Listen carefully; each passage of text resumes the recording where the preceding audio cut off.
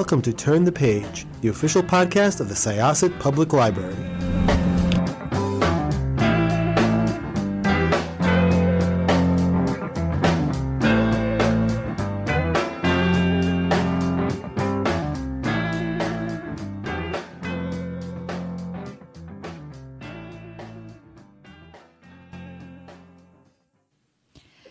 Hi, this is Jessica, and I am very pleased to be here with Catherine Woodard. And Catherine is one of our Syosset alum who has been moving on to awesome things. So she's going to be one of our Syosset Stories series. She's a more recent person. This series is going to feature both people who've been around Syosset for decades to people who have moved on and graduated the high school more recently. Would you like to tell us? So did you graduate Syosset High School, Catherine? I did graduate Syosset High School, yes, in 2009. You did. Mm-hmm. So you were around when we were renovating the library. Yeah, I knew the old library, and then I knew the new library. I was around for all of it. That's very cool. So, Catherine, before we launch into what you've been doing now, a few baseline questions. When did you go through elementary school in Syosset? When did you move here? Yeah, I moved to Syosset in 1999. I was living in Old Westbury at the time, and then my mom moved to Syosset, and I went to Berry Hill Elementary School starting in the 3rd grade, went through Southwoods Middle School, and then Syosset High School, where I finished up. That's funny. I was Robbins Lane, Southwoods, and then Syosset High School. So our paths were similar yet different. Do you remember? So you answered a few of my questions already. Do you remember how many elementary schools there were when you were younger? Can you name a few others that were not your own? From what I can remember, I think there were 7 elementary schools. Mm-hmm. So Berry Hill, Robbins Lane. Oh, this is going to be very hard. One is the name of a famous poet. Yeah, no, it's Walt Whitman. There you go. You got right? it. Yes. And then there was, I can't even, that's so funny. I used to know all of them. At a point in my life, I knew all 7 of the elementary schools, but I can't even remember them Okay, anymore. So we have Berry Hill. We have Robbins Lane, Mm-hmm. Walt Whitman, Mm-hmm. South Grove. Then there's Willits. I thought it was Willits, but I didn't want to. Yeah, Willits. And we're missing 2, aren't we? Village. Why? How could I forget Village? And there's one more. Oh no, the forgotten child. And Bayless, I think, right? That was the one that we missed. Yeah, Bayless was the one. It is, all 7. Yeah, so all 7. So it's funny because some of the people who are doing these interviews, there were 10 at one point. I don't know if you'd. Wow. Yeah, I don't know if you'd known. There was Locust Grove, which is now Variety, which is a center for children with special needs. Oh, okay. It's a great school. Mm-hmm. That one is behind the Dunkin' Donuts area and the Burger King, which is on Jericho Turnpike. And then there was another one which was called TV Summers, Mm-hmm. which closed a while ago. And then there was the Woodbury School. There were some that closed down, and Mm-hmm. but yeah, 7 is current, and 7 is what was there when you were here. Mm-hmm. So very cool. So you went through the entire system, Mm-hmm. and one thing that keeps coming up when I'm doing my research about Syosset alum is that a lot of people have done wonderful things with their career. So, Catherine, would you like to tell us a little bit about just your experiences growing up. What are you doing now? What are some projects you've been working on now? And then we'll kind of connect the dots between like your schooling and where you are now. So what am I doing right now? Yes. Okay. Right now I am I'm in transition states of like changing little, like pivoting essentially. But sort of what I've been really focused on in the last couple of years is producing theater. I was this past summer I produced a show. Excuse me. This past summer I produced a show that was at the Corkscrew Theater Festival called Delicacy of a Puffin Heart, written by Stephanie Quo, directed by Theo Maltz. And it was a really exciting experience to be to have a play as part of a festival, a larger festival. At the same time, I was at the Williamstown Theater Festival in the Berkshires, so a much, much larger, much more well-known festival, working in their producing department as the line producing assistant.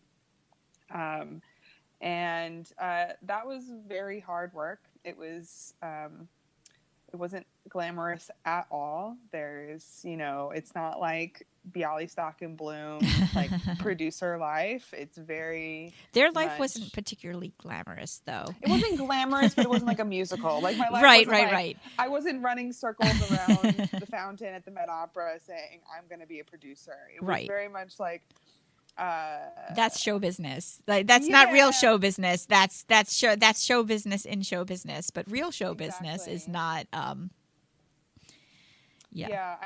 My job was mainly making sure that I was like the line producing assistant was in charge of all of the smaller events. So there was the large main stage productions, and then I was the like producing eye on all of the late night cabaret events, which is like any of the famous people that were in town. We would ask them to sing at these cabarets. They were super fun, but they were sort of logistically needed to like have a point A to point B person in between it. So I was sort of the logistics person to make sure that every little thing, every little problem that could possibly happen or come up, that I was the worry wart, basically, in making sure that any issue that could possibly happen couldn't happen.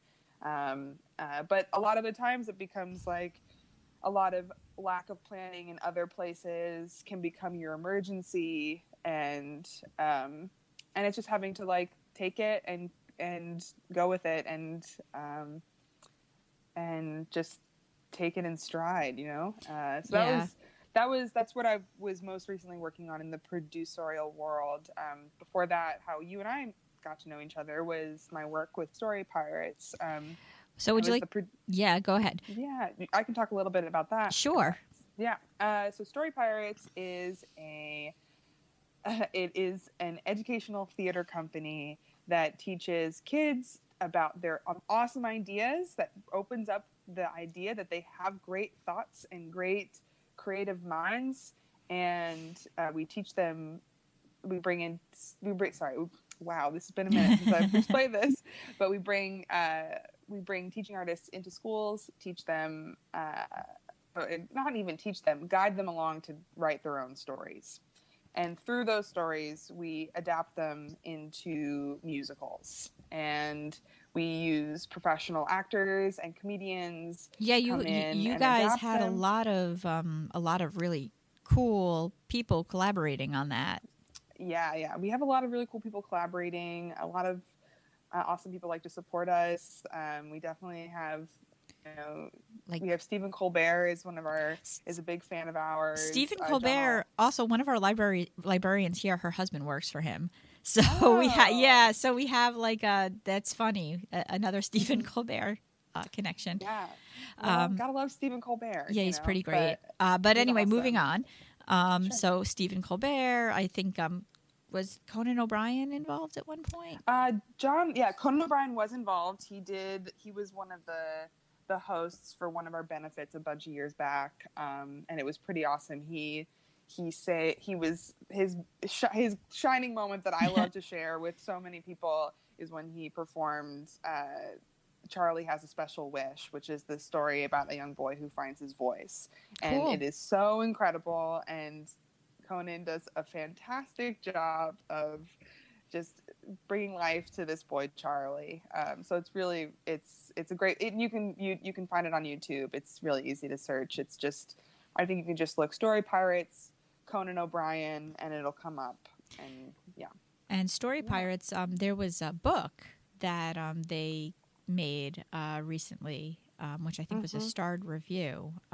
And you were doing a live show of that or something to that effect? Yep. We were doing a live show of the first book as sort of a promotional tour, but also like in addition to, it's a supplement to the book. So you schools or community centers or libraries can reach out to Story Pirates and sort of order, like as one of the programs we can bring the book to the school. And Cool. It's like we have actors who perform those characters and tell a story and guide you through sort of how to create a story process. Right.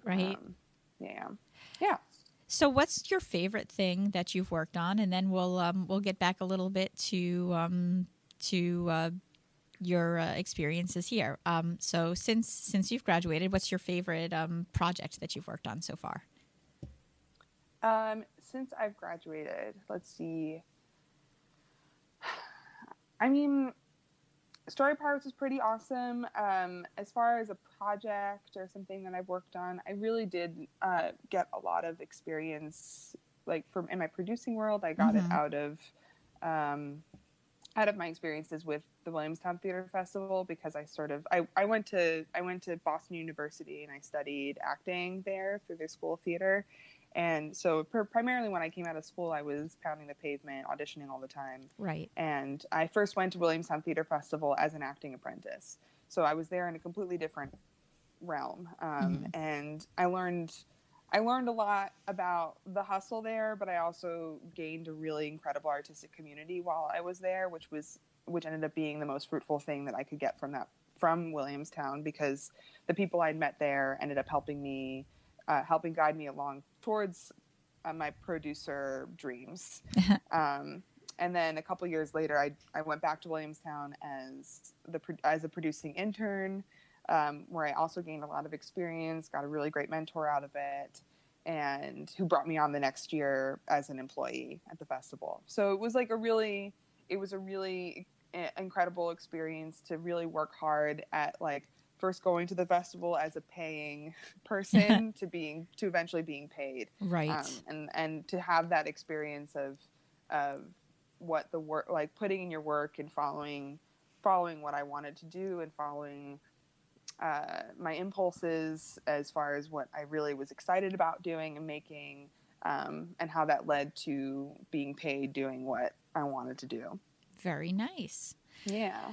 So, okay. So getting back to your time here, what would you say characterized the town for you when you were younger, and then did that change throughout high school? Was there a spot that you used to go to? Was there a hangout? What were the places that you remember very well? Have you been back here recently? Yeah. There are a couple of places. 1 second. Here we go. Okay. The couple of places that I remember. So one of them is honestly the library. That was a place that my mom grew up really. We loved going to the library. We liked to take it was for books and but also for taking out videos and taking out movies and things like that. It was something we really liked doing there. Another place, the hangout place, was, as you know, especially when I was getting into middle school and high school, was Borders bookstore. I knew you were going to say that. Yeah.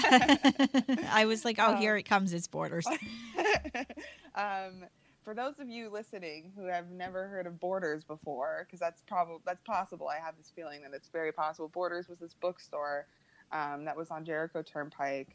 And it was the bookstore that existed before we had Amazon books, essentially. But they had a really cool coffee shop there, and you would go there to study. And it was, and also you would go there. I mean, I wasn't part of this craze until more recently, but you would also go there to buy your Harry Potter books at midnight when they came out.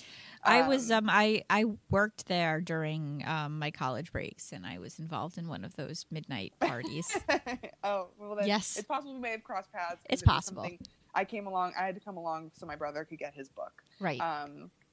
And also like things like I had a calculus teacher who would offer his like quote unquote office hours when we were during midterms and finals and things like that, where he would let us come by. You could just stop through if we had any questions about our homework or our tests coming up, or for like the AP exams and things at Borders.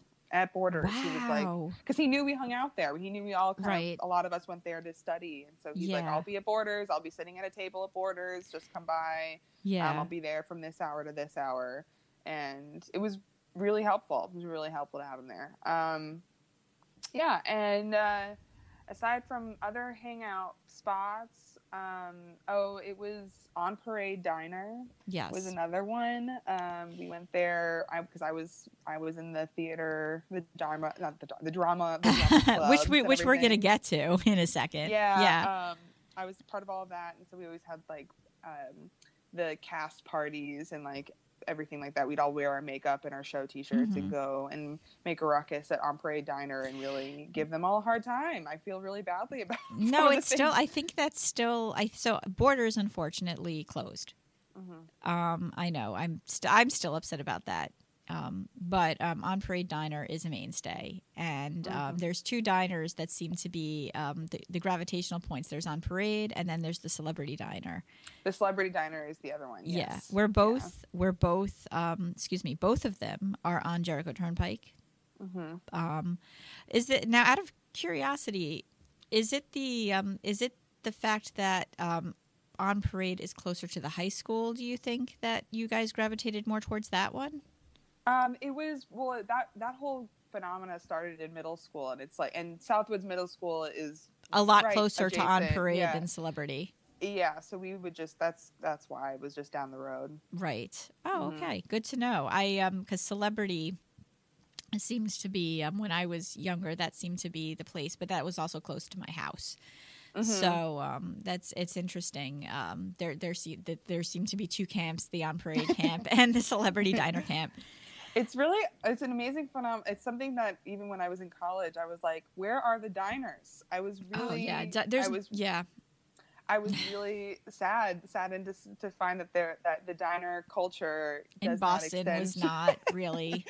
No. Oh, that's too bad.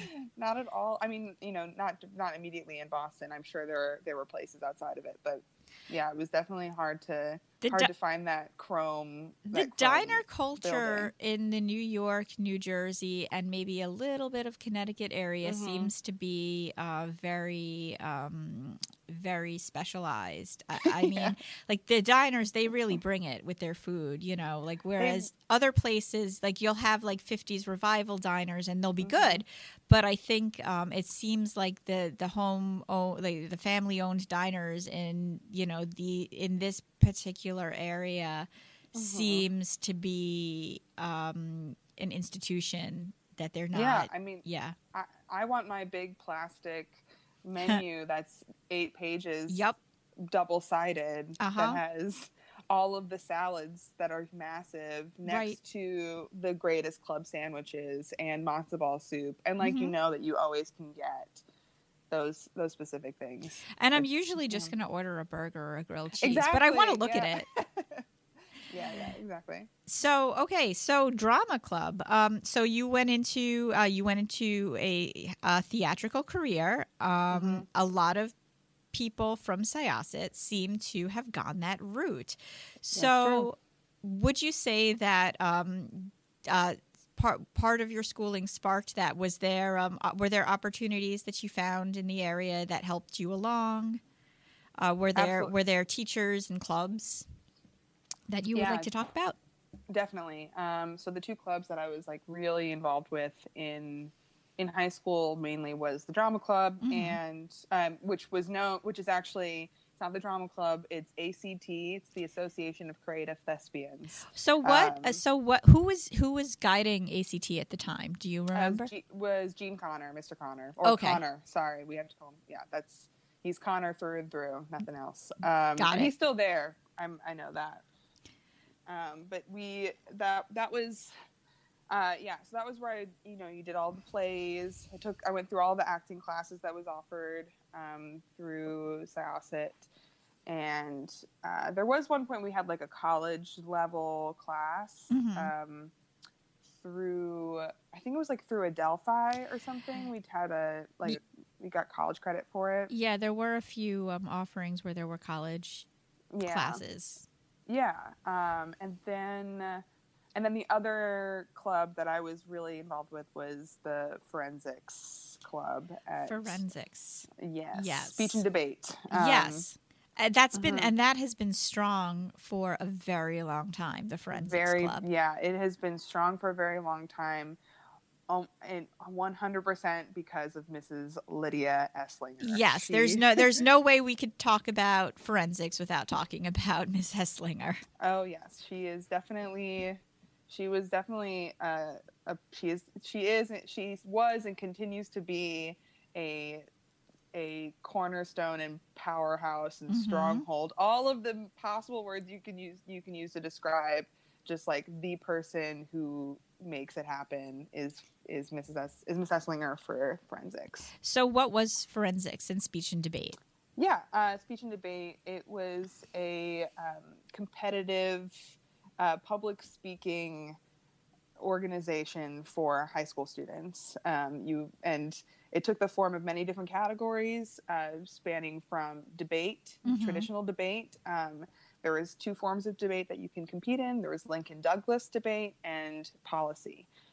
They both have different formats. One is you speak really, really fast, and the other one is more kind of make a point, make a rebuttal, make a counterpoint, all that stuff. Got it. There's extemporaneous speaking, which is you are given a question or a prompt, and you have 30 minutes to create a 7-minute speech about that thing, and it has to do with current events, either in local, national news or international. So those are and then there's that realm of the speech and debate world. Then there's another realm of it, which is more performative. Right. There's dramatic interpretation, humorous interpretation, oral interpretation, which is you read prose and poetry.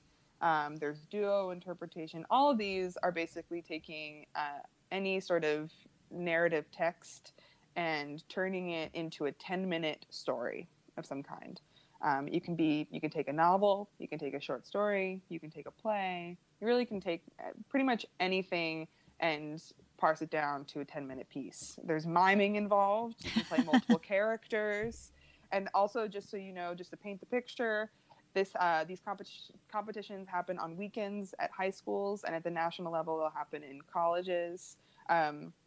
And we all wear business suits. Everybody is wearing a suit. Okay. Here, including the dramatic and performative parts, we all have to wear very, very formal business attire. Well, I suppose that makes sense in the context of what you're doing. I mean, you're suiting up, for lack of a better phrase, and you're playing the part. You want to be the part, so you're gonna wear the suit. Oh yeah, I will say forensics was the most important aspect of my experience in Syosset. I find, if anything, I'm so grateful that I went to a school that had forensics and had Miss Esslinger. Yeah, in addition to it. Yeah, no, she's certainly a powerhouse. And did you go? I know some people went to out of state. So competitions. I was competing a lot. I got very lucky my freshman year of high school. There's a not an audition, but Miss Esslinger, if anyone has interest in the club. Mm-hmm. She just has you come into the room with all of the officers and captains of the team, Mm-hmm. and you just read an excerpt from some just sample text. And she kind of saw me right away and pulled me into the Princeton University National Tournament. That was like in September of my freshman year. So it was very wild to have to come home and after the second week of school and tell my mom that like Miss Esslinger wants me to go to Princeton next weekend. And so I got to compete very early on, very quickly for Syosset. So I went to Princeton. I've been to, and then I competed on the national level. I competed at, let's see, we did Appleton, Wisconsin was a national tournament I went to. There was one in Texas, I believe. So you Chicago. were all over the place. Yeah, I went to Chicago. The big fun one was my junior year of high school. I qualified for the National Forensic League tournament, which means you have to be the top two in your region. So I was in the top two of New York City. Oh wow! Congratulations! Way back when. Yeah, that's really way back when. Congratulations to your former self. I will say I was the New York City That's champion cool. in what was that, 2008, I think. And so I went to Las Vegas with Miss Esslinger and someone who was competed and qualified in extemporaneous speaking, Joseph Rosenstein. And it was just the three of us flew to Vegas, and we stayed at a really nice hotel, and it was really an incredible experience to be.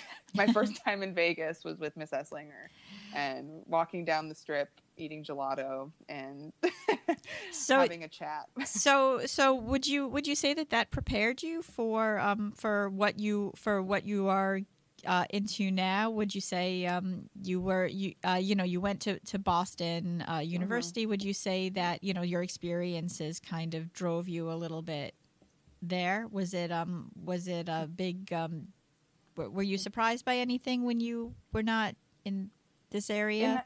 Yeah, I mean, in hindsight, no, I was not surprised. Okay. Yeah, I'm not surprised at all. I mean, because eventually, Miss Esslinger kind of encouraged me and coached me up to being in a leadership role within the forensics team. So I ended up being the president of the club when I was a senior, and that was, she gave us real responsibilities, and we had, weekly digest emails that we had to send to the whole team about upcoming meetings and practices, and making sure everyone. Sorry, no, I didn't mean to cut you off. Continue. Oh, no. And so, I mean, all of that leadership role and sort of making sure everyone was logistically on track was something that I took with me, almost unconsciously took with me as I went into acting and then pivoted to producing, and which is exactly what I was going to say. I was going to say that which must have been really good skills to do what you're doing now, whether it be herding cats in Totally. trying to get people from point A to point B, or to producing, even though it might not be singing. I'm going to be a producer. Yeah, exactly. And it's. Yeah, I mean, this is the second, last year I spoke about this with Story Pirates about how much Miss Esslinger really helped me, but I really do believe it was like she was that one teacher that I'll look back on that really took me under her wing and coached me and believed in me in every possible way. Well, Catherine, this has really been very cool talking to you. I'm so glad to talk to a Syosset alum who's going, doing different interesting things and has some, really good stories about their experience in the schools. I know I always feel so fortunate. I mean, our library, we try to, give the best resources to our community, and I know we're known for our schools, and I'm so glad to have spoken to you, and hopefully we'll catch up soon about another production you're involved in. Yeah, definitely. I mean, life is a funny thing because I can say really quickly, I really learned a lot from producing, and I've quickly realized after the summer that the skills that I have, I really do, and I do appreciate them and love them. But I'm now working actually for a furniture company, and I really do enjoy it. And I don't see it as, it's really easy looking back, like as a teenager, you can say like, oh, this person gave up or something. But what it really is like, the skills that I have are so easily transferable to so many different fields. Mm-hmm. And so I was able to use the skills I have in a producerial way and helping this like wonderful person who takes care of me and sees me and values me the way that, even Miss Esslinger valued me. Right. That it's like working for the right people. And, yes. Anyway, so if there's anything I could say is like, it's like your own path is your own path. And there is no right way to do anything. Agreed. Yes. Well, thank you so much. Yeah, you're welcome. And we are My gonna pleasure. We're gonna close this chapter of Turn the Page. It's time to close this chapter of Turn the Page. Join us for the next episode.